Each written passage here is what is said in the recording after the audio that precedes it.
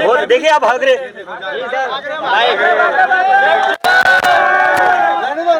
Gallery दिखाई है तो गैलरी दिखाने से डर रहे थे, फिर क्या एक सेकंड, औरत की फोटो थी उसमें,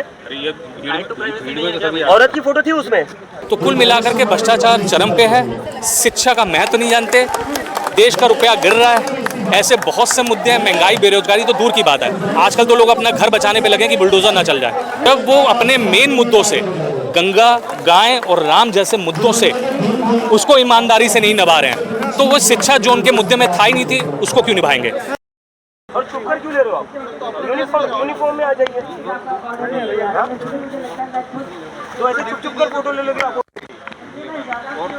अरे मुझे औरतें बता रही है सर आपको ऑफिशियली बोला गया पिक्चर लेने, ऑफिशियली बोला गया पिक्चर लेने आप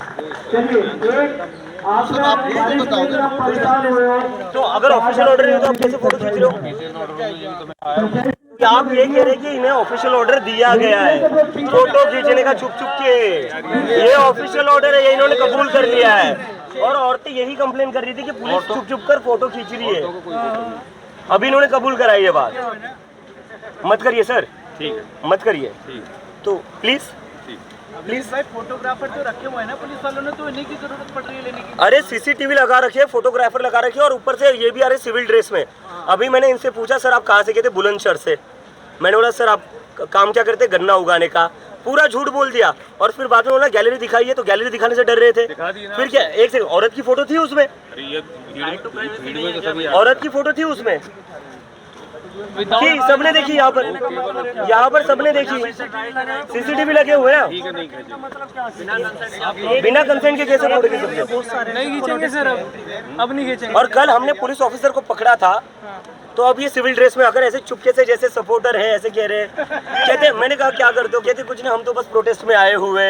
ऐसे छुप कर कोई गलत काम नहीं कर रहे हो तो सर चुप कर क्यों कर रहे हो? तो अब मान भी रहे हैं कि अब नहीं खींचेंगे और क्या? और अभी नहीं, अभी कह रहे थे कि ऑफिशियल ऑर्डर नहीं होगा तो कैसे करेंगे हम? मतलब ऑफिशियल ऑर्डर के थ्रू ही कर रही है, ऊपर से ऑर्डर है, ऊपर से ये ऑर्डर है लोगों की चुप कर फोटो खींचने का। ये लाइव करिए हर जगह। भाई ये सिर्फ अकेले नहीं, यहाँ पे बहुत सारे है ना। हाँ, 2-3 को तो मैंने खुद पकड़ा है। और देखिए आप भाग रहे,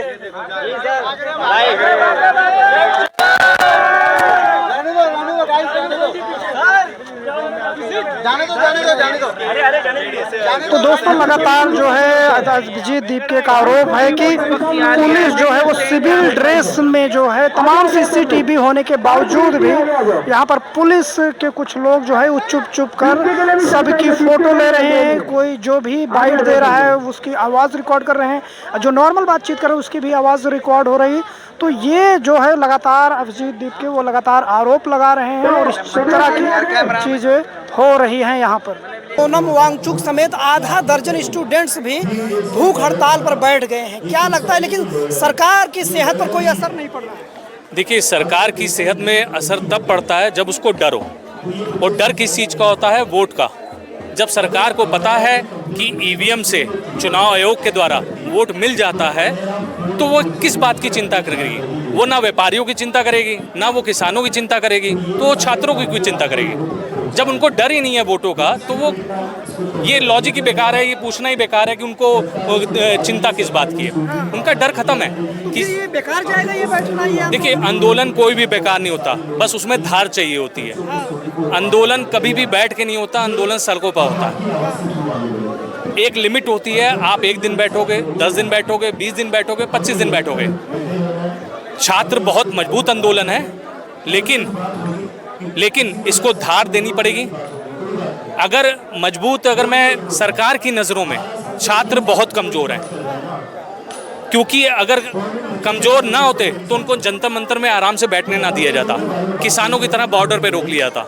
उनकी नज़र में किसान मजबूत थे, छात्र कमज़ोर हैं। अब ये छात्रों को सिद्ध करना है कि वो कमज़ोर हैं कि मजबूत हैं। अच्छा, आप लोग यहाँ पर इस्तीफा कर रहे हो, इस्तीफे की मांग कर रहे थे, यहाँ पर बैठे हुए थे, वहाँ महाराष्ट्र में टेट का पेपर लीक हो जाता है। देखिए, मेरे हिसाब से एनडीए ने कहा हुआ है कि एनडीए में इस्तीफे नहीं होते हैं, तो मेरी सोच जहाँ तक है वो इस्तीफा नहीं मिलेगा, उसके लिए ऐसे कई धरने कर दिए जाए तब भी। इस्तीफे उनके नहीं होते हैं जो चोरियां कर लेते हैं। बड़ी मुश्किल से चंपत का नाम आया तो वो चंपत हो गए हैं, उन्होंने इस्तीफा दिया है। लेकिन जहां करोड़ों रुपए का गबन था वहां 80-90 लाख रुपए में मामला सेटल कर दिया जा रहा है। जब वो अपने मेन मुद्दों से, गंगा, गाय और राम जैसे मुद्दों से उसको ईमानदारी से नहीं निभा रहे हैं, तो वो शिक्षा जो उनके मुद्दे में था ही नहीं थी उसको क्यों निभाएंगे। गंगा के नाम पे गंगा आज तक गंदी पड़ी हुई है। गाय 14 साल के बाद ये काट खा लो, गाय घर पर खा लो। राम मंदिर का आप हाल देख ही रहे हो। जब ये इनके 3 महत्वपूर्ण मुद्दे उस पर नहीं टिक पाए तो शिक्षा तो उनका मुद्दा है नहीं, रोजगार उनका मुद्दा है ही नहीं, वो ख्याली बुलाव है। जो 90,000 सरकारी स्कूल बंद कर सकते हैं वो शिक्षा का कोई महत्व नहीं जानते। धर्मेंद्र प्रधान, उनका एक वीडियो वायरल हो रहा है, प्रधानमंत्री के मन की बात सुनते हुए वो जा रहे हैं, वीडियो वायरल हो रहा है, लेकिन स्टूडेंट्स के मन की बात नहीं सुन रहे। देखिए, मन की बात में खर्चा आता है 8 करोड़ रुपए, और इसकी वैल्यू तब समझ आई जब कोरोना में माननीय मोदी जी आधा घंटा आ करके, जब लोग बहुत ज़्यादा उम्मीद लगा रहे थे, तब वो 1 किलो चना बांट के गए थे। उसमें भी 8 करोड़ रुपए सरकारी खर्च हुए थे। वो 1 किलो चना किसको मिला किसको नहीं मिला मुझे नहीं पता, लेकिन कुल मिलाकर के मन की बात की अहमियत ख़त्म हो रही है जिस हिसाब से वो हर रोज़ कर रहे हैं, लेकिन काम की बात नहीं हो रही। एक सवाल इसी से जुड़ा हुआ कि यहाँ इस्तीफे की मांग तो हो रही है, लेकिन धर्मेंद्र प्रधान के बर्थडे का दिन आता है, प्रधानमंत्री उन्हें विश करते हैं, विश करते हुए कहते हैं कि धर्मेंद्र प्रधान जो अच्छा व्यवस्था बनाए हुए हैं वो सराहनीय है, वो अच्छा है। राम मिलाई जोड़ी, एक अंधा एक कोड़ी, ये पुरानी कहावत है। मैं किसी को अंधा कोड़ी नहीं कह रहा, मैं एक कहावत बोल रहा हूँ कि राम मिलाई जोड़ी, एक अंधा एक कोड़ी। हमारे में एक और कहावत होती पंजाबी, एक ने कही दूजे ने मानी, नानक कहे दोनों ज्ञानी। तो इस टाइम तो माहौल ऐसा है कि आप गलत को गलत कहोगे या सच को सच कहोगे, वैसे ही आपकी संगत होती जाएगी, वैसे ही असर होता जाएगा।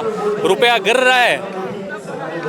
आप ये समझ लीजिए, कुछ समय पहले माननीय मोदी जी ने कहा था कि रेनकोट पहन करके, सरदार मनमोहन सिंह जी के रेनकोट पहन करके बाथरूम में नहाया जाता है और गीला भी नहीं होता आदमी, यानी कैसे बच जाता है।